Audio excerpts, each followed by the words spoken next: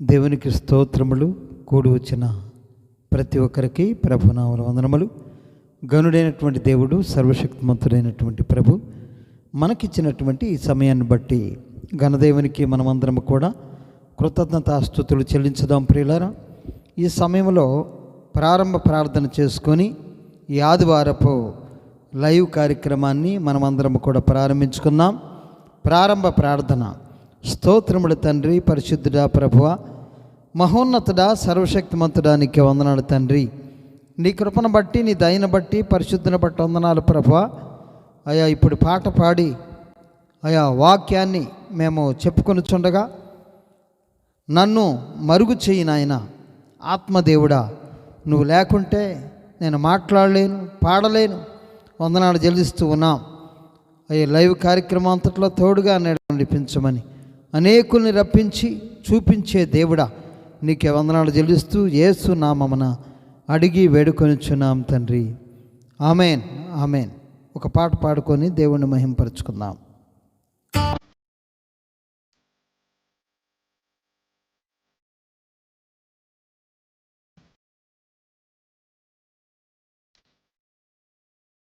అవును.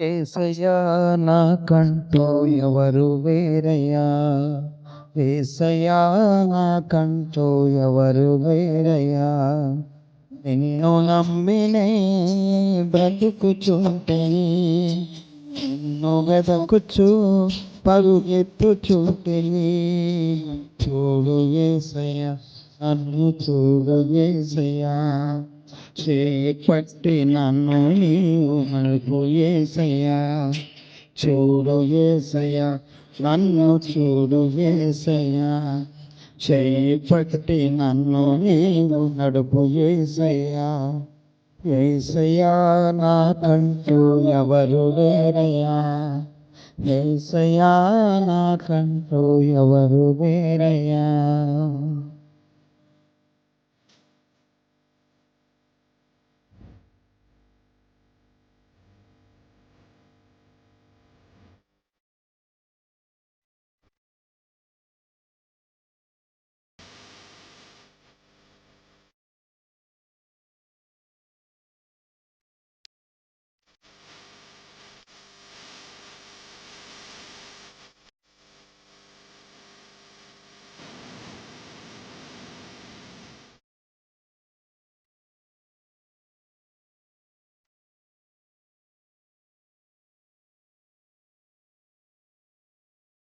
కళ్ళతోనెన్న పెరుగుతుంటే కన్నీరైతేనే, బయట చెప్పుకోలేక మనసునే చేతి,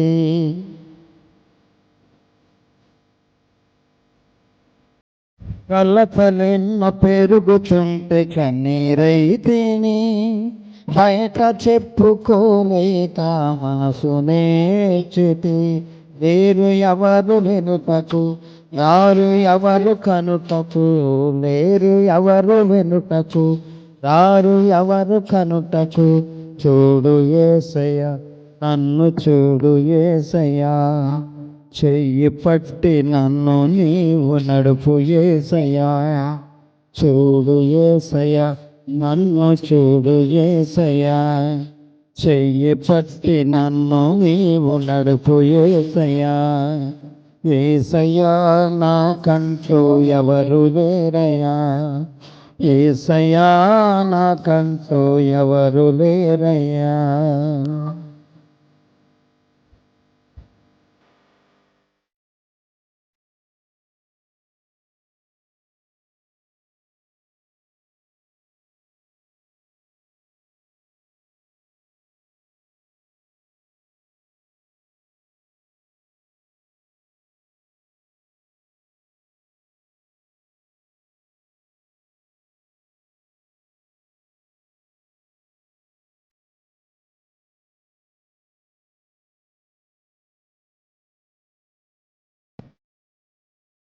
లోకమంత వెలివేగ కొమిలిపోతిని, నమ్మిన వారు నన్ను వీడగ భారమాయను.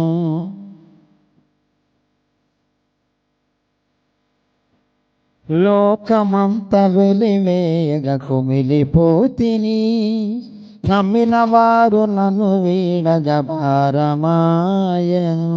వేరు ఎవరు వినుటకు, వారు ఎవరు కనుటకు, వేరు ఎవరు వినుటకు, వారు ఎవరు కనుటకు. చూడు యేసయ్యా, నన్ను చూడు యేసయ్యా, చేపట్టి నన్ను నీవు నడుపు యేసయ్యా.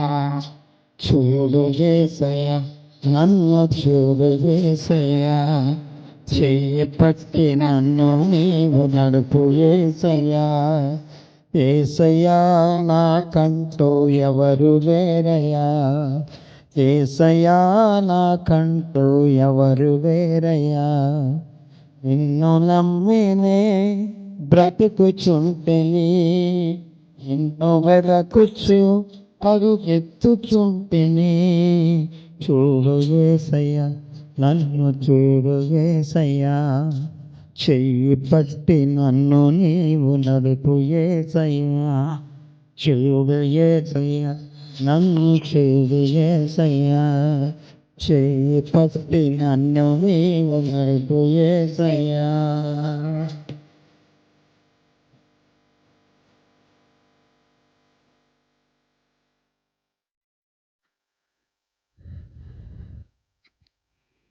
దేవునికి స్తోత్రములు. కూడి వచ్చిన ప్రతి ఒక్కరికి ప్రభునామములో వందనములు. గనుడైనటువంటి దేవుడు, సర్వశక్తిమంతుడైనటువంటి ప్రభు మనకిచ్చిన ఈ సమయాన్ని బట్టి ఘనదేవునికి మనమందరం కూడా కృతజ్ఞతాస్తుతులు చెల్లించుదాం. ప్రియులారా, మరి ఈ సమయంలో మరి మనం ముందుగా ప్రకటించుకున్నటువంటి విధంగా మరి వాక్యమే దేవుడు. దేవునికి స్తోత్రం. వాక్యమే దేవుడు.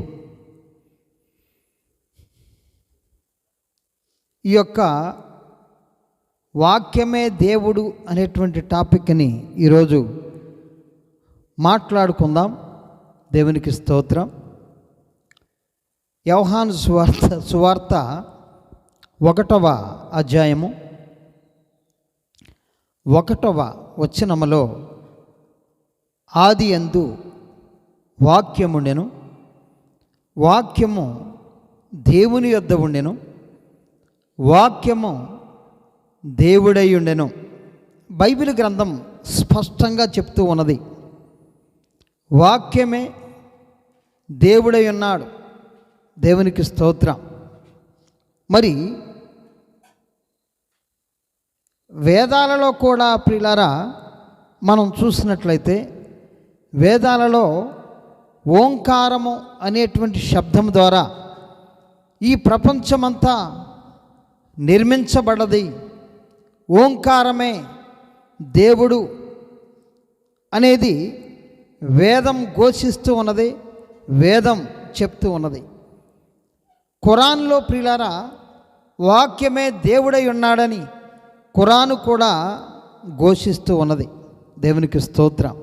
బైబిల్ గ్రంథము ఆదియందు వాక్యముండెను, వాక్యము దేవుని యొద్ద ఉండెను, వాక్యమే దేవుడై ఉండెను.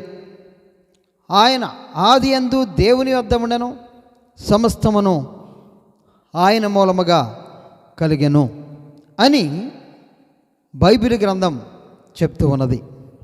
వివిధ గ్రంథాలలో కూడా ప్రియులారా మరి వాక్యమే సమస్తానికి మూలము. ఈ వాక్యము చాలా ప్రాముఖ్యమైంది. ఈ వాక్యము సర్వ సృష్టిని కూడా సృష్టించింది అని బైబిల్ గ్రంథము చెప్తూ ఉన్నది. ఇతర గ్రంథాలన్నీ కూడా చెప్తూ ఉన్నాయి. బైబిల్ గ్రంథం ఒకటే కాదండి, ఓంకారం అనేటువంటి శబ్దం ద్వారా ఈ ప్రపంచమంతా నిర్మించబడ్డది అని బైబిల్ గ్రంథం మరి వేదాలలో మరి ఋషులు చెప్పి ఉన్నారు. దేవునికి స్తోత్రం. అయితే ప్రియులారా ఈ వాక్యమే దేవుడై ఉన్నాడు. ఈ దేవుడు వాక్యమై ఉన్నాడు, వాక్యమే దేవుడై ఉన్నాడు అనేటువంటి మాటలో బైబిల్ గ్రంథములో మరి దేవుడు సెలవిస్తూ ఉన్నాడు. ఆ వాక్యము ఈ లోకములో సంచరించింది అని బైబిల్ గ్రంథము మనకి ప్రకటన చేస్తూ ఉన్నది. దేవునికి స్తోత్రం. చూడండి, మరి యోహాను సువార్తలో మనము చదువుకున్న విధంగా కలిగి ఉన్నదేదియు ఆయన లేకుండా కలగలేదు. ఆయనలో జీవముండెను, ఆ జీవము మనుషులకు వెలుగు ఉండెను. ఆ వెలుగు చీకటిలో ప్రకాశించుతున్నది కానీ చీకటి దాన్ని గ్రహింపకుండెను. వాక్యము ఆది యందు వాక్యముండెను, వాక్యము దేవుని యొద్ద ఉండెను, వాక్యము దేవుడై ఉండెను. ఆయన ఆది యందు దేవుని యొద్ద ఉండెను. దేవునికి స్తోత్రం. మరి సమస్తమును ఆయన మూలముగా కలిగెను. అంటే ఈ వాక్యము మూలానే సమస్తమును కలిగి ఉన్నది. దేవునికి స్తోత్రం. మరి కలిగి ఉన్నదేదియు ఆయన లేకుండా కలగలేదు, వాక్యము లేకుండా కలగలేదు. వాక్యమే దేవుడై ఉన్నాడు. ఈ భూమి కానీ, ఆకాశము కానీ, నక్షత్రములు కానీ, మరి భూమి మీద ఉన్నటువంటి జీవరాశులు కానీ, ఈ భూమిలో నివాసం ఉండేటువంటి సమస్త జీవరాశులు, పురుగులు, పక్షులు, సమస్త జలచరములు సమస్తమును కూడా ఆ కలిగి ఉన్నదేది కూడా ఆయన లేకుండా కలగలేదు. ఆయన ద్వారానే సమస్తమును కలిగి ఉన్నాయి. ఈ వాక్యం అనేటువంటి దేవుని మూలానే ఈ సృష్టి అంతా కలిగింది. బైబిల్ గ్రంథము చెప్తూ ఉన్నది. మరి దేవుడు ఈ సృష్టికి ఆధారమైనటువంటి దేవుడు భూమి కలుగునుగాక అని పలికాడు, వెలుగు కలుగునుగాక అని పలికాడు, ఆకాశము కలుగునుగాక అని పలికాడు, భూమి సముద్రములు కలుగునుగాక అని పలికాడు. అదే దేవుడు నక్షత్రములు, మరి సూర్యుడు, చంద్రుడు, మరి గ్రహములు సమస్తమును కలుగునుగాక అని పలికాడు. దేవునికి స్తోత్రం. అదేవిధంగా ఈ భూమి మీద ఉన్నటువంటి విత్తనములు ఇచ్చేటువంటి చెట్లన్నీ మరి కలుగునుగాక. అదేవిధంగా ఆయన ఈ భూమి మీద నివాసం ఉండేటువంటి జీవరాశులు కలుగునుగాక, మృగములు కలుగునుగాక, పక్షులు కలుగునుగాక. ఈ విధంగా దేవుడు మాట పలికితే ప్రియులారా సమస్తమును కూడా కలిగాయి, సమస్తమును కూడా కలిగాయి. మరి దేవుడు మాట ద్వారా ఏదైనా తోటలో మరి ఆదాముని పలకరించాడు. అవ్వ ఆదాములను సృజించినటువంటి దేవుడు మరి ఆదామును పలకరిస్తూ ఉన్నాడు, ఆదాముతో మాట్లాడుతూ వచ్చాడు, ఆదాముతో సంభాషణ చేస్తూ వచ్చాడు. దేవునికి స్తోత్రం. ఆ తర్వాత ప్రియులారా వివిధ భక్తులతో ఆయన మాట్లాడుతూ వచ్చాడు. ఆయన మరి హానోకుతో దేవుడు మాట్లాడుతూ వచ్చాడు, నోవాహుతో దేవుడు మాట్లాడుతూ వచ్చాడు. నీవే నీతిమంతుడవని దేవుడు వాక్కు ద్వారా మాట్లాడుతూ వచ్చాడు. నీవు ఒక వాడను తయారు చేసుకోవాలని దేవుడు అదే మాట ద్వారా నోవాహుతో పలికాడు. అట్లా పలికినటువంటి దేవుడు అబ్రహాము అనేటువంటి మరి మన పితరుణ్ణి ఏర్పాటు చేసుకున్నాడు. ఆయనతో సంధించాడు, ఆయనతో మాట్లాడుతూ వచ్చాడు. ఆయనని మరి మంచి విశ్వాసిగా, మరి దృఢమైనటువంటి విశ్వాసము కలిగిన వాడుగా ఆయనని దేవుడు తయారు చేసి ఉన్నాడు. ఆయనతోటి దేవుడు మాట్లాడుతూ వచ్చాడు. ఇప్పుడున్నట్లుగా ప్రియులారా ఆ అబ్రహాముతో మాట్లాడినప్పుడు, మన పితరులతో దేవుడు మాట్లాడినప్పుడు వాక్యము లేదు. కానీ దేవుడు మాట్లాడటం వాళ్ళు చూసి, వాళ్ళు దేవుడు మాట్లాడటం వాళ్ళు గమనించి, ఆ మాటలను విని ఆ మాటానుసారంగా అనగా ఆ వాక్యానుసారంగా వాళ్ళు ప్రవర్తించారు, వారు జీవించారు, వారు ఈ భూమి మీద సంచరించారు. దేవుడు అబ్రహాముతో మాట్లాడుతూ అబ్రహామా, నీవు అనేక జనములకు తండ్రి అవుతావు. అనేక జనములు నీ మూలాన మరి ఈ భూలోక వంశములన్నీ కూడా నీ మూలామన మరి ఆశీర్వదించబడతారు అని దేవుడు మాట్లాడినప్పుడు ఆ మాటను నమ్మాడు. దేవునికి స్తోత్రం. ఆ మాటను నమ్మాడు. చూడండి, మరి యెహోవా నీవు లేచి నీ దేశము నుండి, నీ బంధువుల యొద్ద నుండి, నీ తండ్రి ఇంటి నుండి బయలుదేరి నేను నీకు చూపించు దేశమునకు వెళ్ళుము. నిన్ను గొప్ప జనముగా చేసి నిన్ను ఆశీర్వదించి నీ నామమును గొప్ప చేయుదును. నీవు ఆశీర్వాదముగా నుందువు. నిన్ను ఆశీర్వదించు వారిని ఆశీర్వదించదను, నిన్ను దూషించు వారిని శపించదను. భూమి యొక్క సమస్త వంశములో నీయందు ఆశీర్వదించబడును. దేవునికి స్తోత్రం.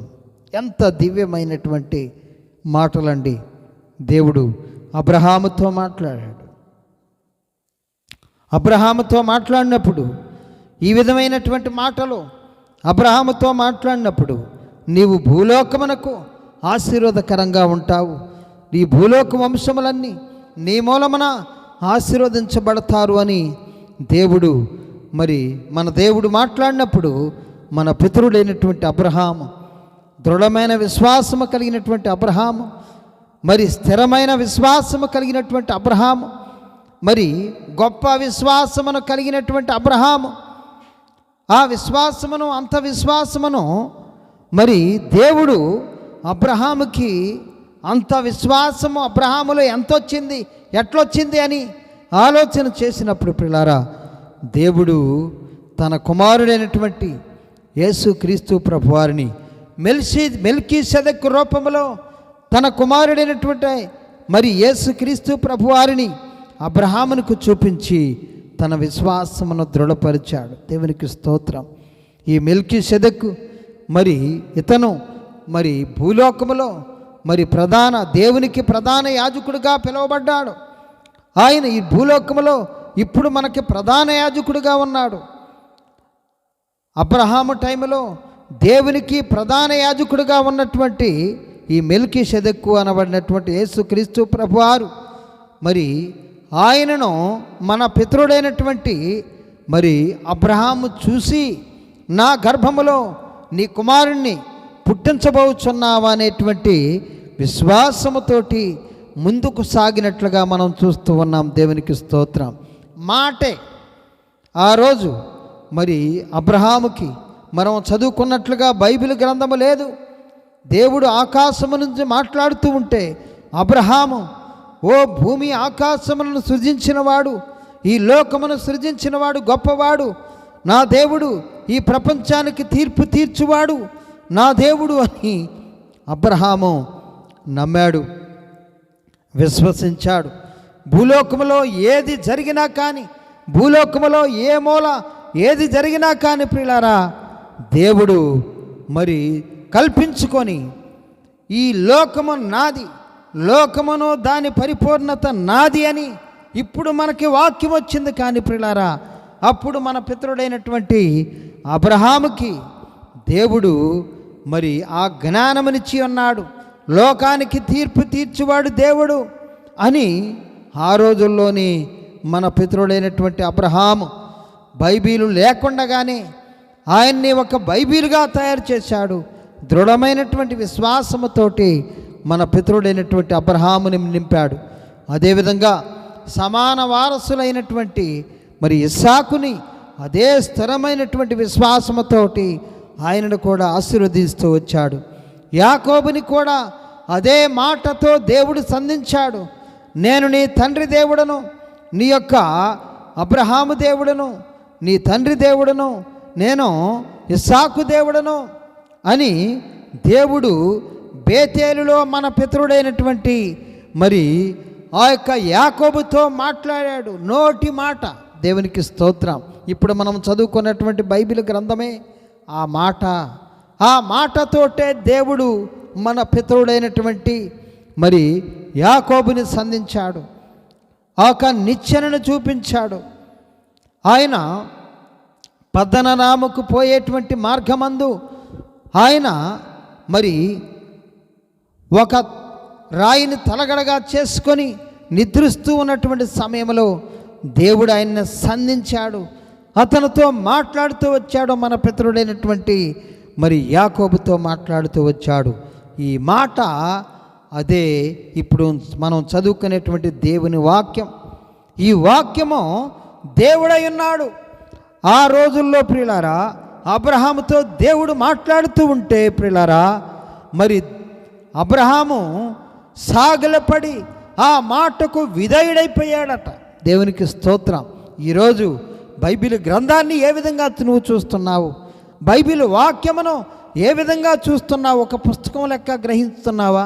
ఒక పుస్తకం మామూలు పుస్తకం అనుకుంటున్నావా?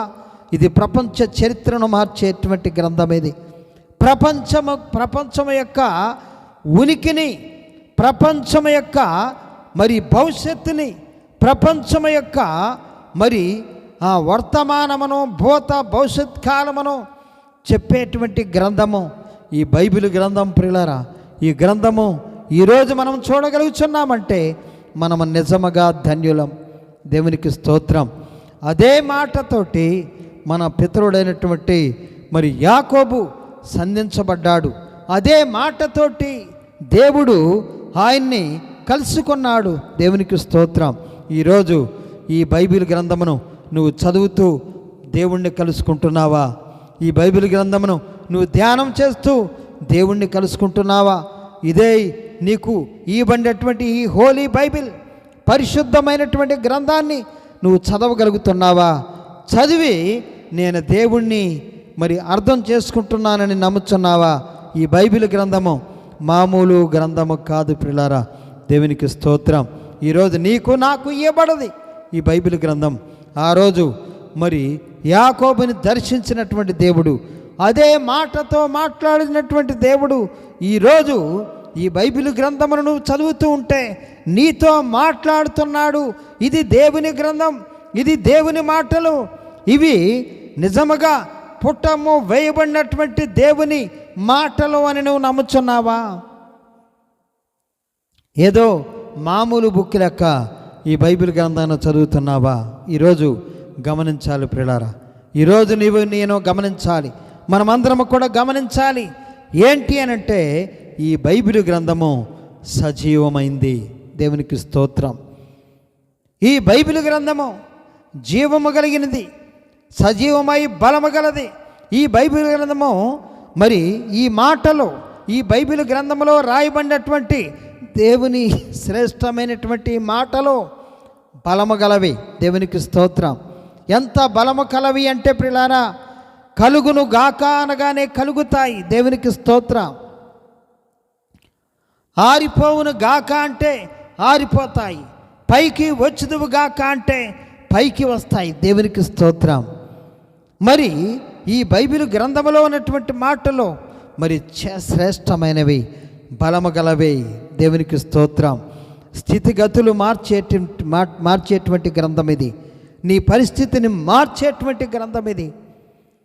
ఎందుకంటే మరి హెబ్రీయులకు రాసిన పత్రిక 4వ అధ్యాయం 12వ వచనములో దేవుని వాక్యము సజీవమైంది. దేవునికి స్తోత్రం. బలము గలది, రెండంచులు గల ఎటువంటి ఖడ్గమ కంటెను వాడిగా ఉండేటువంటి గ్రంథం ఇది. దేవునికి స్తోత్రం. సజీవమై బలము గలదై రెండంచులు గల ఎటువంటి ఖడ్గమ కంటెను వాడిగా ఉండి ప్రాణాత్మలను, కీళ్లను, మూలుగను విభజించినంత మట్టుకు దూరేది. అంటే ఈ యొక్క బైబిల్ గ్రంథము మానవుని కోసమే సృష్టించబడ్డది అని ప్రతి మానవుడు గ్రహించాలి. దేవునికి స్తోత్రం. ఈ భూలోకములో చాలా గ్రంథాలు రచించబడ్డాయి, చాలా పుస్తకాలు రచించబడ్డాయి. కానీ ఈ బైబిల్కు మించినటువంటి గ్రంథము ఈ ప్రపంచంలో లేదు. నీ చరిత్రను మార్చేది ఈ బైబిల్ గ్రంథం.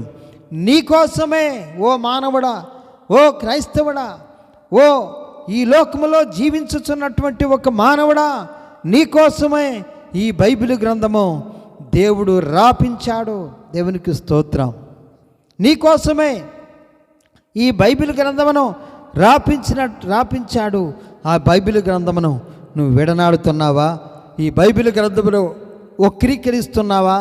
ఈ బైబిల్ గ్రంథమును సరిగ్గా బోధిస్తున్నావా? ఈ బైబిల్ గ్రంథమును కరెక్ట్గా అర్థం చేసుకుంటున్నావా? ఈ బైబిల్ గ్రంథము కరెక్ట్గా అర్థం కావాలంటే ప్రియులారా, దేవుడు తన ఆత్మనిచ్చి ఉన్నాడు మానవునికి. పెంతెకోస్తు పండగ దినమున దేవుడు ఆత్మను కుమ్మరించి ఉన్నాడు. ఆ ఆత్మ సహాయముతోటి మరి మనమందరము కూడా ఈ బైబిల్ గ్రంథమును మాత్రము అర్థం చేసుకోగలం. దేవునికి స్తోత్రం. మనము మరి ఆత్మ సహాయం లేకుండా, పరిశుద్ధాత్ముడు నీకు హెల్ప్ చేయకుండా మరి ఈ బైబిల్ గ్రంథము అర్థము కాదు. ఆత్మ సహాయం లేకుండా ఈ బైబిల్ గ్రంథమును ఎవరు అర్థం చేసుకోలేరు, అపార్థం చేసుకుంటున్నారు ప్రియులారా. కాబట్టి పరిశుద్ధాత్మని అడగాలి, దేవుణ్ణి అడగాలి. అయ్యా, ఈ గ్రంథము నాకు అర్థమయ్యేటట్లుగా చెయ్యి, ఈ గ్రంథములో ఉన్నటువంటి మర్మములను నాకు బయలుపరచండి ప్రభువా, ఈ బైబిల్లో ఉన్నటువంటి మర్మాలను నాకు బయలుపరచు ప్రభువా, నాకు కావలసినటువంటి మరి వాక్యమును నాకు అందించండి ప్రభువా అని నువ్వు అడుగుతూ చదవగలిగితే ప్రియులారా, ఈ బైబిల్ గ్రంథము సజీవమైంది. అంటే జీవించేది, ఎల్లప్పుడూ జీవించేది. మనం ముందుగానే చెప్పుకున్నాం, వాక్యమే దేవుడు. దేవునికి స్తోత్రం. వాక్యమే దేవుడు అని చెప్పుకున్నాం కదండి. ఆది యందు వాక్యము నేను, వాక్యము దేవుని యొద్ద ఉండెను, వాక్యమే దేవుడై ఉండెను అని చెప్పి వాక్య భాగంలో దేవుడు సెలవిస్తున్నాడు. కాబట్టి ఈ లోకమును సమస్తమును సృష్టించినటువంటి దేవుడు నరవతారములో అనగా మానవునిగా కన్యక మరియమ్మ గర్భములో పుట్టి ఆ యొక్క మరియమ్మ నవమాసాలు మోసిన తర్వాత ఆ దేవుడే ఈ భూలోకానికి దిగి వచ్చాడు, ఈ భూలోకంలో పుట్టాడు. యేసుక్రీస్తు ప్రభువారు, ఆయన పేరే యేసుక్రీస్తు ప్రభువారు. ఆయన ఈ లోకములో జీవించిన సంవత్సరములో 33.5 సంవత్సరములు మాత్రమే. దేవునికి స్తోత్రం. ఆయన ఈ భూలోకములో 33.5 సంవత్సరములే జీవించాడు. ఆయన పరిచర్య చేసింది ప్రియులారా మరి 3.5 సంవత్సరములు మాత్రమే. 3.5 సంవత్సరములలో ఆయన చేసిన అద్భుతాలు, ఆయన చేసిన సూచక్రియలు, ఆయన చేసినటువంటి మహత్కార్యాలు 1, 2 కాదు ప్రియులారా. అవన్నీ కూడా రాయాలి అంటే భూలోకములో మరి ఈ భూలోకము కూడా సరిపోదు అని చెప్పి యోహాను సువార్తికుడు మాట్లాడుతూ ఉన్నాడు. తన వాక్యము ద్వారా అన్ని అద్భుతాలు చేశాడు ప్రభుల వారు, యేసుక్రీస్తు ప్రభువారు. దైవత్వం యొక్క సర్వ పరిపూర్ణత క్రీస్తునందు నిగూఢమై ఉన్నదని కొలసీలకు రాసినటువంటి పత్రికలో దేవుడు సెలవిస్తున్నాడు. దేవునికి స్తోత్రం. దైవత్వం యొక్క సర్వ పరిపూర్ణత క్రీస్తులో నిగూఢమై ఉన్నది. ఆయన తన మహత్తు కలిగినటువంటి మాట చేత సమస్తమును నిర్వహించాడు ఈ భూలోకములో. ఆయనే వాక్యమై ఉన్నాడు. ఆ వాక్యము ఈ లోకంలోకి వచ్చింది, ఆ శరీరధారిగా ఈ లోకంలోకి వచ్చింది. ఆయన మట్టి శరీరము కాదు ప్రియులారా. దేవునికి స్తోత్రం.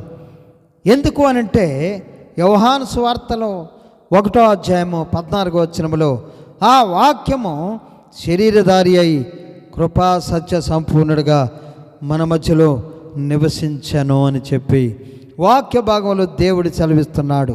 ఆ యేసుక్రీస్తు ప్రభువారు ఆయన ఈ లోకములో ప్రియులారా పుట్టాడు, మానవుడిగా పుట్టాడు. కానీ ఆయన మట్టి శరీరము కాదు, ఆయన మహిమ శరీరముతో ఈ లోకంలో జీవించాడు. ఆయన పరలోకము నుంచి వచ్చినవాడు. మరియమ్మ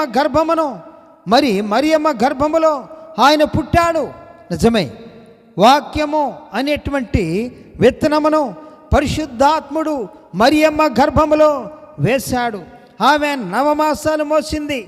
మోసిన తర్వాత ఆ యొక్క వాక్యమే శరీరధారిగా ఈ లోకములో జీవించింది. దేవునికి స్తోత్రం. దైవత్వం యొక్క సర్వ పరిపూర్ణత క్రీస్తులో నిగూఢమైనది. దైవ లక్షణాలన్నీ కూడా క్రీస్తులో ఉన్నాయి. దైవత్వానికి సంబంధించినటువంటి మరి పాత్ర అంతా కూడా క్రీస్తులో ఉన్నది. క్రీస్తే దేవుడై ఉన్నాడు. దేవునికి స్తోత్రము కలుగునుగాక. ఆయన ఈ లోకములో ఆయన జీవించినప్పుడు అనేకమైనటువంటి అద్భుతాలు చేస్తూ అనేకమైనటువంటి మహత్కార్యాలు జరిగించాడు. ఆయన అనేక ప్రాంతాలు తిరిగాడు. గలిలయ, సమరయ, మరి యోదయ ప్రాంతాలు అనగా ఇజ్రాయేల్ దేశమంతా, ఇజ్రాయేలు దేశం అవతల కూడా ఆయన సంచారం చేసి అనేకమైనటువంటి కార్యాలు ఆయన జరిగించినట్లుగా మనం చూస్తూ ఉన్నాం. దేవునికి స్తోత్రం. కాబట్టి పిల్లారా, మరి ఈ వాక్యము ఈరోజు మరి సజీవమైంది. దేవునికి స్తోత్రం. ఆయన వాక్యముగా ఈ లోకంలో జీవించాడు. ఆయన మట్టి శరీరము కాదని చెప్పుకున్నాం. ఆయన మహిమ శరీరముతోటి ఈ లోకంలో జీవించాడు. మరి 1 కొరింథీ 2:7 మనం చూస్తే ఆయన మట్టి శరీరము కాదు, మహిమ శరీరం అని చెప్పి వాక్య భాగంలో దేవుడు సెలవిస్తున్నాడు.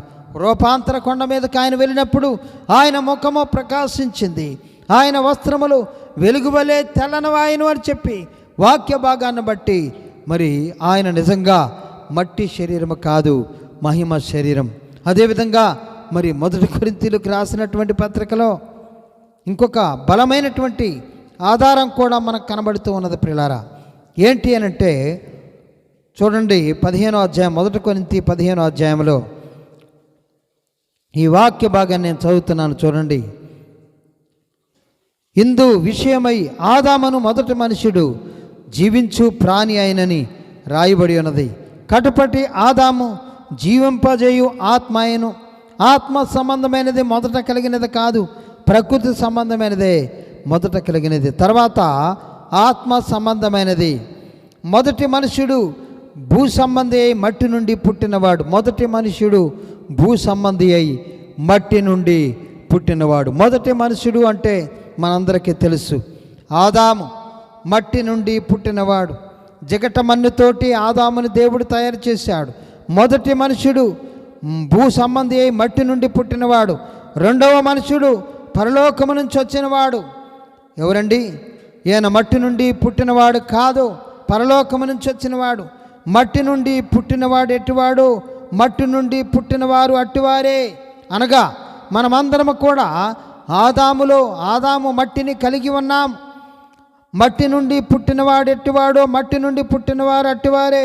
పరలోక సంబంధి ఎట్టివాడో పరలోక సంబంధులను అట్టివారే.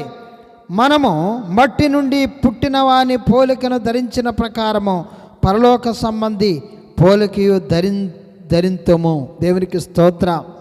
మట్టి నుండి పుట్టినవాడు ఎవరండి? ఆదాం. పరలోకము నుంచి వచ్చినవాడు, భూ సంబంధి కానివాడు యేసుక్రీస్తు ప్రభువారు. దేవునికి స్తోత్రం. మరి పౌలు గారు అంటాడు, మరి లోకాధికారులలో ఆయన గురించి తెలిసి ఉంటే, ఆయన మహిమా స్వరూపి అని తెలిసి ఉంటే ఆయన్ని సిలువ వేయకపోయి ఉందరు అంటున్నాడు. దేవునికి స్తోత్రం. కాబట్టి పిల్లారా, ఆయన మట్టి శరీరము కాదు, ఆయన మహిమ శరీరముతోటి ఈ లోకములో జీవించాడు ప్రభు అయినటువంటి యేసుక్రీస్తు ప్రభువారు. తన మహత్తు కలిగినటువంటి మాట చేత సమస్తమును నిర్వహించినట్లుగా మనం చూస్తూ ఉన్నాం. దేవునికి స్తోత్రం. కాబట్టి ఆ వాక్యము ఈ వాక్యమును దేవుడు మనకిచ్చి ఉన్నాడు. ఆయన ఈ లోకములో జీవించాడు.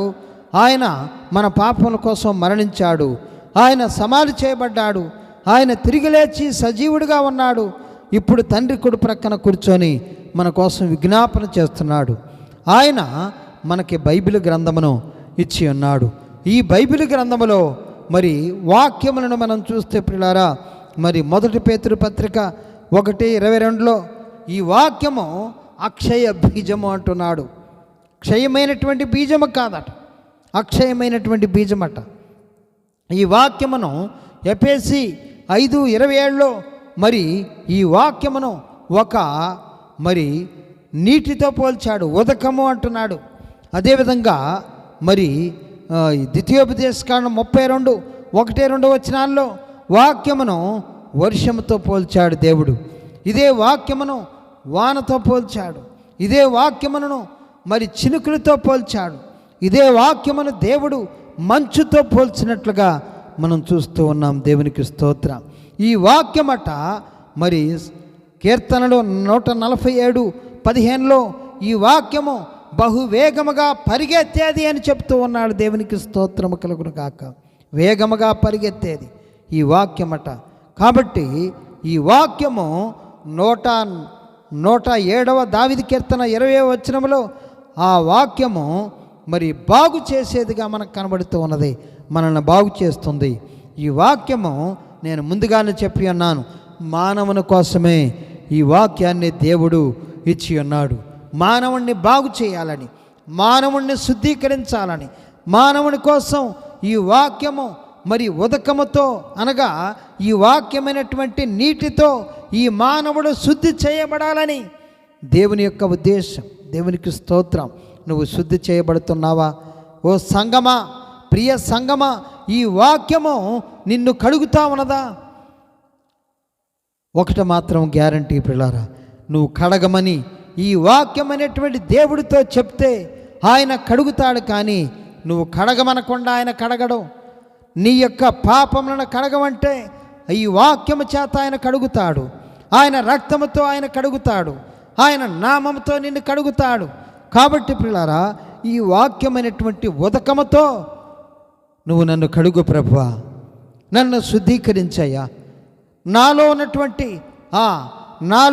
ఉన్నటువంటి కల్మషములను తొలగించు ప్రభువా, నా అంతరంగాన్ని శుద్ధీకరించు ప్రభువా అని ఈ ఉదకము అనగా ఈ నీటితో, ఈ నీరు అనబడినటువంటి వాక్యము చేత కడగమని నువ్వు బ్రతిమలాడుకుంటున్నావా దేవుణ్ణి? ఈరోజు ఈ వాక్యము దేవుడై ఉన్నాడు. దేవునికి స్తోత్రం. ఈ వాక్యమే దేవుడు. ఈ వాక్యముతో నువ్వు మాట్లాడుతున్నావా? ఈ వాక్యము నాతో మాట్లాడమని నువ్వు అడుగుతున్నావా? ఈ వాక్యమే దేవుడై ఉన్నాడు. మరి ఎందుకు అంటే ప్రియులారా, వాక్యము నీ వద్ద ఉన్నది. వాక్యము, ఈ బైబిల్ గ్రంథము నీ దగ్గర ఉన్నది. ఈ వాక్యము నీ నోట్లో ఉన్నది. ఎందుకంటే నువ్వు పలుకుతూ ఉన్నావు కాబట్టి. ఈ వాక్యము నీ హృదయమందు ఉన్నది. ఈ వాక్యము నీ దగ్గర ఉన్నది. ఈ బైబిల్ గ్రంథము నీ దగ్గర, నా దగ్గర ఉన్నది, మనందరి దగ్గర ఉన్నది ప్రియులారా. ఈ బైబిల్ గ్రంథం వాక్యమే దేవుడు. ఈ వాక్యము నీ దగ్గర ఉన్నది, నా దగ్గర ఉన్నది, మనందరి దగ్గర ఉన్నది. ఈ వాక్యము నువ్వు చదువుతూ ఉంటే నీ నోట్లో ఉన్నది. ఈ వాక్యము నీ హృదయమందు ఉన్నది. అయితే నీ హృదయంలో ఉన్నది ఈ వాక్యం, నిజమే. ఈ వాక్యము నీ నోట్లో ఉన్నది, నిజమే. ఈ వాక్యము, ఈ బైబిల్ గ్రంథము నీ దగ్గర ఉన్నది, నిజమే. అయితే నీ హృదయంలో ఉన్నటువంటి వాక్యమును, నీ నోట్లో ఉన్నటువంటి వాక్యమును, నీ దగ్గర ఉన్నటువంటి వాక్యమైనటువంటి దేవుణ్ణి నువ్వు అడగాలి. నా హృదయంలోకి, నా అంతరంగంలోనికి నువ్వు వెళ్ళు ప్రభువా, నా అంతరంగంలో నన్ను పరిశోధించు ప్రభువా, నన్ను పరిశీలన చేయి ప్రభువా అని నువ్వు అడగకుండా ఈ బైబిల్ గ్రంథము నీ హృదయంలో ఉన్నప్పటికీ అది దొంగిలించబడుతూ ఉన్నది, తెలుసా? దేవునికి స్తోత్రం. నీ హృదయంలో ఉన్నా కానీ గమనించాలి ప్రియులారా, నీ హృదయంలో ఈ వాక్యం ఉన్నదని నువ్వు అనుకుంటున్నావు. నీ హృదయంలో ఉన్నా కానీ ఆ వాక్యమైనటువంటి దేవుణ్ణి నువ్వు ఆహ్వానించకుంటే, ఆయన్ని నన్ను శుద్ధీకరించు ప్రభువా, నీ వాక్యము చేత నన్ను పట్టుకో, నీ వాక్యము చేత నన్ను శుద్ధీకరించు, నీ వాక్యము చేత నన్ను కడుగు, నీ వాక్యమైనటువంటి దేవా నన్ను పరిశుభ్రంగా నన్ను చెయ్యి ప్రభువా, నీవు పరిశుద్ధుడు కనుక నన్ను కూడా పరిశుద్ధంగా చెయ్యి, ఈ వాక్యమనే నీటితో నన్ను కడుగు, ఈ వాక్యమైనటువంటి బీజమును నాలో విత్తు, నా అంతరంగంలోనికి ఈ వాక్యము దూసుకొని పోవును గాక అని నువ్వు ఎలో చేయకుండా, నువ్వు ఆయన్ని ఆహ్వానించకుండా ఆయన నీ హృదయంలోనికి రాడు, నీ హృదయంలో ప్రవేశించాడు. దేవునికి స్తోత్రం. రోమీయులకు రాసినటువంటి పత్రికలో మనం చదువుకున్నాం. ఇప్పుడు 10వ అధ్యాయం 8వ వచనములో ఆయన వాక్యము, ఆ వాక్యము నీ యొద్ద ఉన్నది, నీ నోట్లో ఉన్నది, నీ హృదయంలో ఉన్నది. హృదయములో విత్తబడినటువంటి వాక్యమును కూడా ప్రిలారా సాతానుడు ఎత్తుకొని పోతాడు, తెలుసా? విత్తువాను గూర్చినటువంటి ఉపమానములో ప్రభుల వారే చెప్పాడు. 4 రకాలైనటువంటి హృదయములు కలిగినటువంటి వ్యక్తులు ఉంటారు. ఒకడు త్రోవ లాంటి హృదయం కలిగిన వాడు, ఇంకొకడు మరి ముళ్ళ తప్పల లాంటి హృదయం కలిగిన వాడు, మంచి నేల కలిగినటువంటి హృదయం కలిగిన వాడు అని చూడండి 13వ అధ్యాయంలో మత్తయి రాసినటువంటి సువార్తలో 13వ అధ్యాయంలో మనకి కనబడుతూ ఉన్నది. దేవునికి స్తోత్రము కలుగునుగాక. అక్కడ 4 రకాలైనటువంటి హృదయాలు కలిగిన వారుగా మనం చూస్తూ ఉన్నాం. త్రోవ లాంటి హృదయం కలిగిన వాడు, మరి రాతి నేల లాంటి హృదయం కలిగిన వాడు, ముళ్ళ తొప్పల లాంటి హృదయం కలిగిన వాడు, మంచి నేల మంచి హృదయం కలిగిన వాడు. 4 రకాలైనటువంటి వ్యక్తులను మనం చూస్తూ ఉన్నాం. త్రోవ లాంటి హృదయం కలిగిన వాడు వాక్యాన్ని వింటాడు, కానీ వాని హృదయంలో నాటబడినటువంటి వాక్యమును వాడికి అర్థం కాలేదు గనక ఆ వాక్యాన్ని మరి దుష్టుడొచ్చి ఎత్తుకొని పోతాడు అని చెప్పి వాక్య భాగంలో, మరి విత్తువానును గురించినటువంటి వాక్య భాగంలో దేవుడు సెలవిస్తున్నాడు. అంటే ప్రియులారా, ఆ వాక్యము నీకు అర్థం కావాలి. ఈ వాక్యము నీలో దూసుకొని పోవాలంటే నీకు అర్థం కావాలి. నీకు అర్థం కావాలంటే పరిశుద్ధాత్మ సహాయాన్ని నువ్వు కోరుకోవాలి. దేవునికి స్తోత్రం. ఆత్మదేవుడా, తండ్రి అయినటువంటి దేవుడా, ఈ వాక్యం నాకు అర్థం కావాలంటే నీ సహాయం లేకుండా నాకు అర్థం కాదయ్యా. నా హృదయంలో వాక్యం విత్తబడ్డది. వాక్యము వల్లిస్తున్నాను, నా నోట్లో వాక్యము ఉంటూనే ఉంటుంది, నా ఎదుట నా బైబిల్ గ్రంథము నాతోటే ఉంటుందండి ఎప్పుడు చెప్తూ ఉంటారు. బైబిల్ గ్రంథాన్ని నేను చదువుతూనే ఉన్నాను అని చెప్తూ ఉంటాము. బైబిల్ గ్రంథము నాతోటే ఉన్నది అని చెప్తూ ఉంటాము. ఆయన మాటలు నేను చదువుతూనే ఉన్నాను ప్రతిరోజు, మరి బైబిల్ వాక్యాలను నేను కంఠస్థం పడుతున్నాను అంటున్నావు. నీ హృదయంలో ఉన్నది అని నువ్వు అంటున్నావు, కానీ ఆ హృదయంలో ఉన్నటువంటి వాక్యం అనేటువంటి దేవుణ్ణి నువ్వు నన్ను శుద్ధీకరించు, నా అంతరంగంలోనికి దూసుకొని పో, నా హృదయంలో నా రక్తమును శుద్ధీకరించు, నా అంతరంగాన్ని శుద్ధీకరించు, నన్ను శుద్ధినిగా చేయి, నన్ను పరిశుద్ధినిగా చేయి, నీకు ఇష్టమైన పాత్రగా చేయి, నీ వాక్యము చేత నన్ను కడుగో. నువ్వు అడగగలుగుతున్నావా? వాక్యం చేత కడుగు ప్రభు అని నువ్వు అడగగలుగుతున్నావా? ఆ వాక్యమే దేవుడై ఉన్నాడు గనక దేవునికి స్తోత్రం. అక్షయ బీజం, వాక్యమే నీరు, వాక్యమే వర్షం, వాక్యమే మంచు. దేవునికి స్తోత్రం. కాబట్టి హృదయంలో విత్తబడినటువంటి వాక్యమును కూడా సాతానుడు ఎత్తుకొని పోతాడు. నీకు కంఠస్థంగా ఉన్నటువంటి వాక్యాలను కూడా వాడు ఎత్తుకొని పోతాడు. ఆ వాక్యమును నువ్వు ధ్యానం చేయి, ఆత్మ సహాయమును తీసుకో. ఈ వాక్యము నాకు బాగా అర్థమయ్యేటట్లుగా చెయ్యి ప్రభువా అని పరిశుద్ధాత్మను నువ్వు అడుగు, దేవుణ్ణి అడుగు. ఈ వాక్యమైనటువంటి యేసయ్య, ఈ వాక్యమైనటువంటి దేవుడు నీకు ఖచ్చితంగా సహాయం చేసేవాడుగా, నీకు నాకు సహాయం చేసేవాడుగా ఉన్నాడు. దేవునికి స్తోత్రం. యేసుక్రీస్తు ప్రభువారు ఈ లోకంలో జీవించినప్పుడు తన మహత్తు కలిగినటువంటి మాట చేత సమస్తమును నిర్వహించాడు. ఆయన దేవుడు, ఆయనకు తోడుగా ఉన్నాడు. ఆత్మ దేవుడు, ఆయన కొలత లేకుండా ఆత్మను పొందుకున్నాడు. కాబట్టే ఆ వాక్యమైనటువంటి యేసయ్య ఈ లోకములో ఆయన ఏ మాట మాట్లాడినా కానీ ఆ మాట నెరవేర్చబడది. మహత్తు కలిగినటువంటి మాట చేత సమస్తమును నిర్వహించాడు.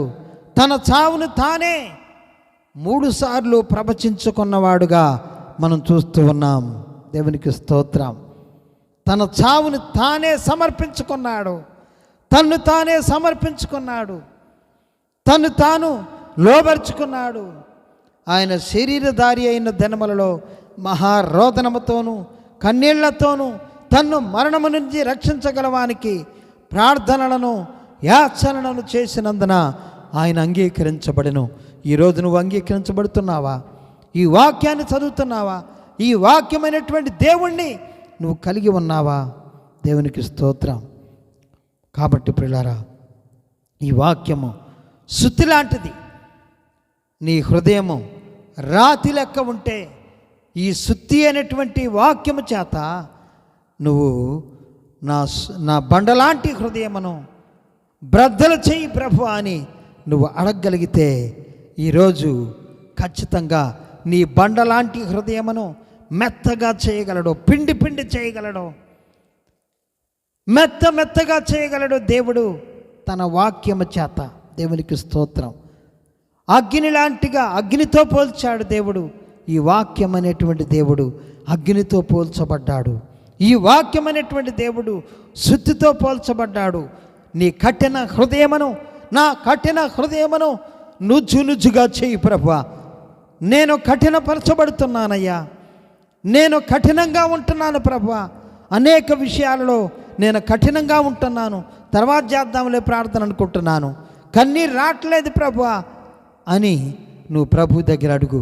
కఠిన హృదయము, నీ బండలాంటి రాతి లాంటి హృదయము ఏం చేయబడిద్దో తెలుసండి? అది మెత్తన చేయబడిద్ది వాక్యము చేత, వాక్యం అనేటువంటి శుద్ధి చేత. దేవునికి స్తోత్రం. ముండ్ల పొదలు నీకున్నాయా? ఈ లోకము నీదేనా? ఈ లోకములో ఉన్నాయన్నీ నీకే కావాలనా? ఈ వాక్యం కూడా నీకు కావాలనా? రెండూ నీకు కావాలంటే కుదరదండి. రెండూ కావాలంటే కుదరదు. ఈ వాక్యము కావాలనా? లోకం కావాలనా? లోకములో ఉన్నదంతా మీదేసుకుంటే నీకు లోకం మరి బైబిల్ అర్థం కాదు. లోకములో ఉన్నదంతా పట్టించుకుంటే నీకు బైబిల్ అర్థం కాదు. లోకములో ఉన్నదంతా నీ మీదనే పులుపుకుంటే ఈ లోకం, ఈ బైబిల్ అర్థం కాదు. ఆత్మ సంబంధులు ఆత్మ విషయములను మరి ఆత్మతోటే అంగీకరించబడతాయి ప్రియులారా. ప్రకృతి సంబంధమైనటువంటి మనుషునికి ఆత్మ విషయములు అర్థం కావు అని చెప్పి కొరింథీయులకు రాసినటువంటి పత్రిక 1 కొరింథీ 2వ అధ్యాయంలో మనకు దేవుడు సెలవిస్తున్నాడు. ప్రకృతి సంబంధమైనటువంటి వ్యక్తికి ఆత్మ విషయములు అర్థం కావు. అందుకోసమే మరి ఆ యొక్క ముళ్ళ తొప్పలు నీలో ఉన్నాయా? నీ హృదయంలో ఉన్నాయా?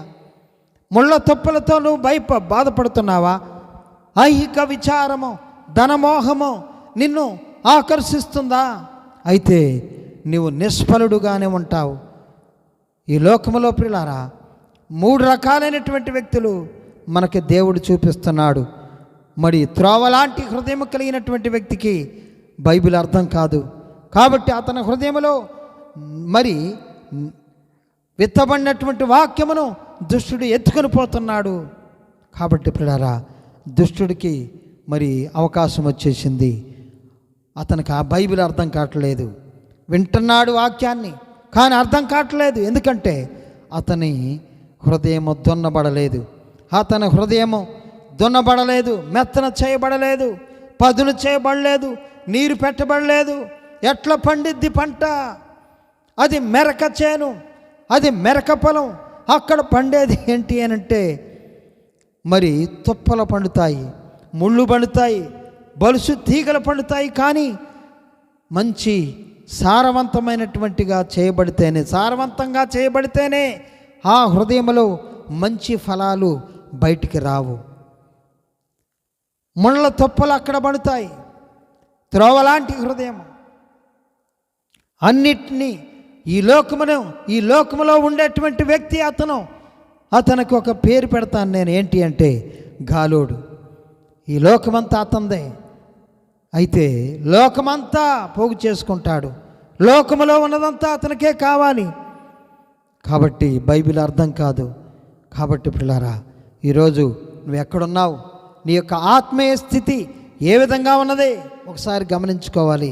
ముళ్ళ తొప్పలు నీలో ఉన్నాయా? ఆ ముళ్ళ తొప్పలను తీసివేయమని వాక్యమైనటువంటి దేవునితో చెప్పు. ముళ్ళ తొప్పలను కాల్చివేయమని అగ్ని లాంటి వాక్యమైనటువంటి దేవా, నాలో ఉన్నటువంటి ముళ్ళ తొప్పలను తీసివేయి. ఆత్మీయంగా నన్ను ఎదగకుండా చేస్తున్నటువంటి ఆ ముళ్ళ తొప్పలను కాల్చివేయి ప్రభు అనేసి ప్రభు దగ్గర నువ్వు అడిగితే ఖచ్చితంగా దేవుడు నీకు సహాయం చేస్తాడు. ముళ్ళ తొప్పలన్నీ కాల్చివేయబడతాయి. రాతి నేల నీ హృదయంలో ఉంటే రాతి హృదయం నీలో ఉంటే సుత్తి లాంటి ఆయన వాక్యము చేత భద్రలు చేయమని ప్రభువుని అడుగు. ఖచ్చితంగా నీ హృదయము బ్రద్దలు చేయబడుద్ది. దేవునికి స్తోత్రం. నీ హృదయము విరిగినలేనటువంటి హృదయంగా చేయగలిగిన వాడు ప్రభుల వారు ఒక్కడే. దేవునికి స్తోత్రం. ఈ వాక్యమే దేవుడై ఉన్నాడు. ఆ దేవుడిని అడుగు. నీ చేతిలో ఉన్నది బైబిల్ గ్రంథం. ఈ బైబిల్ గ్రంథం నువ్వు ధ్యానం చేస్తున్నావు, ఈ బైబిల్ గ్రంథం నువ్వు చదువుతున్నావు. ఓ సహోదరుడా, ఓ సహోదరి, ఒక్కసారి గమనించు, ఒక్కసారి మరి నా మాట విను. ఒక్కసారి మరి బైబిల్ గ్రంథాన్ని ఒక మామూలు బుక్ లెక్క నువ్వు చదవద్దు. ఈ బైబిల్ గ్రంథం సజీవమైంది, బలము గలది, రెండంచులు కలిగినటువంటి ఎటువంటి ఖడ్గమ కంటనో వాడిగా ఉన్నది. ఈ బైబిల్ గ్రంథం రెండంచులు కలిగినటువంటి ఖడ్గం అంటే నిన్ను కోస్తుంది, మరి చదివేటువంటి నన్ను కోస్తుంది, బోధించే నన్ను కోస్తుంది, వినేటువంటి నిన్ను కోస్తుంది. ఇది ఈ బైబిల్ గ్రంథము రెండంచులు కలిగినటువంటి ఎటువంటి ఖడ్గము కంటనో వాడిగా ఉండి ప్రాణాత్మలను, కేళ్లను, మూలుగను విభజించినంత మట్టుకు దూరేది ఈ వాక్యమైనటువంటి దేవునికి స్తోత్రం. కాబట్టి ఆయన సృష్టికి, ఆయన ఈ సృష్టి అంతట్లో సమస్తమును కూడా చూస్తూ ఉన్నాడు. సృష్టిలో ఏది ఆయనకు మరుగు చేయబడి ఉండలేదు. కాబట్టి ఈ వాక్యమే ఆ దేవుడై ఉన్నాడు. కాబట్టి ప్రియులారా, ఈ వాక్యాన్ని మన హృదయంలోకి ఆహ్వానించుదాం. దేవుడు నిన్ను, నీ కుటుంబాన్ని, మనలందరిని కూడా ఈ వాక్యము ద్వారా ఆశీర్వదించును గాక. ఆమేన్. ప్రార్థన చేసుకున్నాం. స్తోత్రముడు తండ్రి, పరిశుద్ధుడైన ప్రభు, మహోన్నతుడా, సర్వశక్తిమంతుడా, నీకు వందనాలు తండ్రి. కోట్లాది స్తుతులు అయా. నీ వాక్యము ప్రభువా నన్ను పట్టుకుంటే బాగుంటుంది. నీ వాక్యము ద్వారా నేను శుద్ధీకరించబడితే అయ్యా నాకు సంతోషం ఉంటుంది ప్రభువా. ఈ వాక్యము చేత నన్ను కడగమని నేను ప్రార్థన చేస్తున్నాను తండ్రి. ఈ వాక్యము చేత నా అంతరంగమును శుద్ధీకరించమని నేను ప్రార్థన చేస్తున్నాను తండ్రి. నీకే వందనాలు ప్రభువా. అయ్యా నాతో పాటు ఈ వాక్యమును వింటున్నటువంటి బిడ్డలందరినీ కూడా శుద్ధీకరించండి నీ వాక్యము చేత. అయ్యా నీకే వందనాలు. బాబీ కుటుంబాన్ని జ్ఞాపకం చేసుకొని దీవించండి, ఆశీర్వదించండి. బాబీ చుట్టూ కంచివేయండి. బాబీని తాకండి ప్రభువా. నీ కుమారుడికి ఆర్థికంగా బలపరచండి ప్రభువా, ఆత్మీయంగా బలపరచండి ప్రభువా. రమ్యాన్ని జ్ఞాపకం చేసుకొని దీవించండి, ఆశీర్వదించండి తండ్రి. రమ్య చుట్టూ కంచివేయండి, కాచి కాపాడి ఖండించండి తండ్రి. నీకే వందనాలు తండ్రి. కనికరపరడా జయబాబుని జ్ఞాపకం చేసుకో దీవించండి. రమ్యకి ఆరోగ్యమైన శక్తిని, బలమని చడిపించండి. నీకే వందనాలు తెలుస్తూ ఉన్నాం. అదేవిధంగా తండ్రి బాబీ తల్లిదండ్రులను జ్ఞాపకం చేసుకొని దీవించండి. రమ్య తల్లిదండ్రులు కూడా దీవించండి, ఆశ్రయించండి తండ్రి. ఆయా బుజ్జి కుటుంబాన్ని జ్ఞాపకం చేసుకొని దీవించండి. కిషోర్ చుట్టూ కంచివేయండి, కాచి కాపాడి ఖండించండి తండ్రి. అయా నీ కుమారుడు అయా మరి ఎస్ఐగా నీ కుమారుడిని ప్రభా జాబిచ్చిన స్తుతులు చెల్లిస్తూ ఉన్నాం. దీవెనలు కుమరించండి, కృపతో నీ కుమారుడిని బలపరచండి, పెంచండి. వెంకన్న గారిని ముట్టుకోండి, బుజ్జిని జ్ఞాపకం చేసుకోండి, దీవించండి. శృతిని ముట్టుకోండి ప్రభా. నీకు వందనాలు, స్తోత్రములు చెల్లిస్తూ ఉన్నాం. అదేవిధంగా తండ్రి ఈ సమయంలో నేను ప్రార్థన చేస్తున్నాను ప్రభా. అయా అదేవిధంగా మోషే గారిని ముట్టుకోండి ప్రభా. అయా నీకు వందనాలు. నీ కుమారుడిని తాకిన స్తుతులు చెల్లిస్తూ ఉన్నాం. దీవెనలు కుమరించండి. అనంతకుమారి పెద్ద కుటుంబాన్ని జ్ఞాపకం చేసుకొని దీవించండి, ఆశీర్వదించండి తండ్రి. నీకే వందనాలు తండ్రి. అయా నీకే కోట్లాది స్తుతులు. వారి మిస్సెస్ గారిని ముట్టుకోండి ప్రభా. నీకే వందనాలు. వారి ఇరువురిని ప్రేమించి ఇచ్చినటువంటి ప్రభా అభిషేక్ని బట్టి, ఆశీస్సుని బట్టి వందనాలు. బిడ్డల చుట్టూ కంచివేయండి, వారి యొక్క చుట్టూ కంచివేయండి, వారి చుట్టూ కంచివేయండి తండ్రి. వారి చదువుల్లో తోడుగా ఉన్నాడు తండ్రి. నీకే వందనాలు. కెనడీ కుటుంబాన్ని జ్ఞాపకం చేసుకోండి. వారి మిస్సెస్ గారిని ముట్టుకోండి ప్రభా. నీకే వందనాలు. జసేని జ్ఞాపకం చేసుకోండి, దీవించండి, ఆశీర్వదించండి తండ్రి. వారి చుట్టూ కంచి వేసి కాచి కాపాడి ఖండించండి తండ్రి. నీకే వందనాలు. కెనడీ జాబులు తోడుగా ఉన్నాడు తండ్రి. అయా నీకే వందనాలు ప్రభా. కనికరమని చూపించండి, దయ చూపించండి, జాలిని చూపించండి తండ్రి. నీకే వందనాలు. అయ్యా వారి అమ్మగారిని కూడా జ్ఞాపకం చేసుకొని దీవించండి. అయ్యా నీకు వారి సహోదరుల కుటుంబాలను కూడా జ్ఞాపకం చేసుకొని దీవించండి. కెనడీ గారిని జ్ఞాపకం చేసుకొని దీవించి ఆశీర్వదించండి. విజయరాజు కుటుంబాన్ని, వారికి ఇచ్చినటువంటి 3 పిల్లలను జ్ఞాపకం చేసుకొని దీవించండి. కొత్తపల్లి జోసెఫ్ గారి కుటుంబాన్ని జ్ఞాపకం చేసుకోండి తండ్రి. వారి మిస్సెస్ గారిని, వారికి ఇచ్చినటువంటి కుమార్తె అమెరికాలో ఉంటుండగా వారి చుట్టూ కంచివేయండి. అదేవిధంగా నాయన అయా వారి కుమారుడు కూడా జ్ఞాపకం చేసుకొని దీవించండి, ఆశీర్వదించండి తండ్రి. కనకరాజు గారి కుటుంబాన్ని జ్ఞాపకం చేసుకొని దీవించండి, ఆశీర్వదించండి తండ్రి. అయ్యా నీకు వందనాలు ప్రభా. కనకర ప్రణా కోట్లాది స్తుతులు. వారికి ఇచ్చినటువంటి ప్రభా కుమారుని జ్ఞాపకం చేసుకొని దీవించండి. అయ్యా నీకే వందనాలు. నవీన్ సాగర్ గారి కుటుంబాన్ని జ్ఞాపకం చేసుకొని దీవించండి. వారి చుట్టూ కంచి వేయండి, కాచి కాపాడు ఖండించండి. నిర్మలాన్ని వారికి ఇచ్చినటువంటి ప్రభా ఆయా కుమారుని జ్ఞాపకం చేసుకోండి. జిల్లా లక్ష్మి గారిని ముట్టుకోండి, ఆరోగ్యంతో శక్తితో నిపిడిపించండి. జిల్లా వెంకటేష్ కుటుంబాన్ని జ్ఞాపకం చేసుకోండి. జిల్లా వీరబాబు కుటుంబాన్ని జ్ఞాపకం చేసుకోండి. గోపమ్మ కుటుంబాన్ని, హనుసీమ గారి కుటుంబాన్ని, హైమాత్ గారి కుటుంబాన్ని, కనకలక్ష్మి కుటుంబాన్ని, జ్యోతి కుటుంబాన్ని, సామ్రాజ్యం కుటుంబాన్ని, రత్నమ్మ గారి కుటుంబాన్ని జ్ఞాపకం చేసుకోండి. మార్తమ్మ గారి కుటుంబాన్ని, లుధియా దుర్గే గారి కుటుంబాన్ని జ్ఞాపకం చేసుకొని దీవించండి. యలమంచి శ్రీనివాస్ గారి కుటుంబాన్ని, జానయ్య గారి కుటుంబాన్ని జ్ఞాపకం చేసుకొని దీవించండి.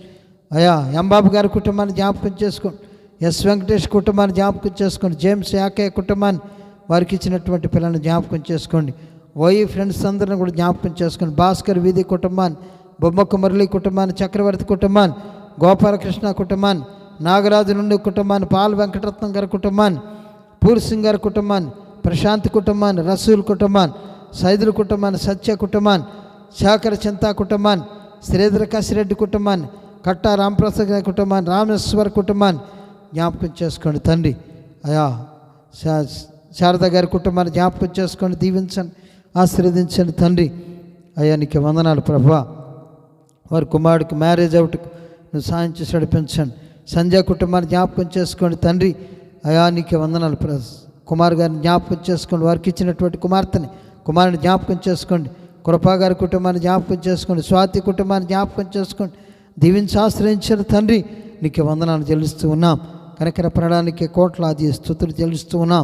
దీవెలు కుమరించండి, కృపలో బలపడి నడిపించమని ప్రభువా.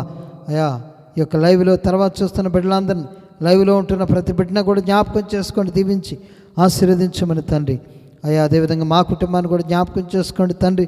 అక్సాన్ నన్ను ప్రేమించి ఇచ్చిన సెలెస్టిని జ్ఞాపకం చేసుకోండి. అయా క్యారల్ను ముట్టుకోండి ప్రభా. పెడ్డుకును ముట్టుకోండి. కొండపల్లి సంఘమును, చౌరుమాన సంఘమును, మండలపల్లి సంఘమును, మండలపల్లిలో ప్రభా చర్చి కట్టుబడిలో ఉన్నది జ్ఞాపకం చేసుకోండి తండ్రి. ఆయా పునాదులు లేచి ఉన్నది, బేసుమట్టం లేచి ఉన్నది ప్రభా. దానికి సహకారులు లేపండి ప్రభా. నీకే వందనాలు. అయా అది పూర్తి చేయండి తండ్రి. పిల్లర్స్ లేవగలుగుటకును సాయం చేసి నడిపించండి. స్లాబ్ పట్టుకుని సాయం చేసి నడిపించండి. దీవించండి, ఆశ్రయించండి. హైదరాబాద్లో చర్చిని ఏర్పాటు చేసి నడిపించండి. అయ్యా నీకు వందనాలు చెల్లిస్తూ ఉన్నాం. నువ్వు చేసినటువంటి వాగ్దానాన్ని బట్టి ప్రార్థన చేస్తున్నాం తండ్రి. దీవించండి, ఆశ్రయించండి. మమ్మల్ని ఆర్థికంగా బలపరచండి ప్రభా. నీకు వందనాలు. అయ్యా ఆత్మీయంగా బలపరచండి ప్రభా. ఆర్థికంగా బలపరిచే మహోన్నతులా నీకు వందనాలు. అనేక సహోదరులను లేపండి ప్రభా. మాకు సహకారులుగా ఉండగలుగుటకు నువ్వు సహాయం చేసి నడిపించండి. ప్రతి బిడ్డ చుట్టూ కంచివేయండి. మాకు కావలసినటువంటి రెంట్ను అనుగ్రహించండి. మాకు కావలసినటువంటి సమస్తమును కూడా దయచేసి నడిపించండి. అయ్యా నీకు వందనాలు. ఆహార పదార్థాలను మాకు అనుగ్రహించండి ప్రభా. నీకే వందనాలు చెల్లిస్తూ ఉన్నాం. కనికర ప్రణానికి కోట్లాది స్తుతులు. జీవాధిపతిని చిత్తంలో నడిపించమని ప్రేమైనటువంటి నా తండ్రి, నా రక్షకుడానికి వందనాలు చెల్లిస్తూ, జీవాధిపతి ఆయా కృపాగారు వారి యొక్క తండ్రి ఆయా కుమార్తె మ్యారేజ్ విషయమే జ్ఞాపకం చేసుకోండి, దీవించండి, ఆశీర్వదించండి తండ్రి. కృపతో బలపరిచి నడిపించమని ప్రభా. నీకే వందనాలు చెల్లిస్తూ, రమ్యాన్ని కూడా జ్ఞాపకం ముట్టుకోండి, ఆరోగ్యంతో నడిపించమని నీకే వందనాలు చెల్లిస్తూ, యేసు క్రీస్తు అతి పరిశుద్ధ ఉన్నతమైన నామమున అడిగి వేడుకొనిచున్నాం తండ్రి. ఆమెన్. తండ్రి అయిన దేవుని నుండి, ప్రభువైన యేసు క్రీస్తు నుండి, పరిశుద్ధాత్మ సహవాసం ఇప్పుడెప్పుడు మనందరికీ, ప్రపంచంలో పరిశుద్ధులందరికీ, ఇక్కడ కూడి ఉన్న ప్రతి బిడ్డకని సదాకాలము తోడే నడిపించును గాక. ఆమెన్. ఆమెన్. అందరికి వందనాలు.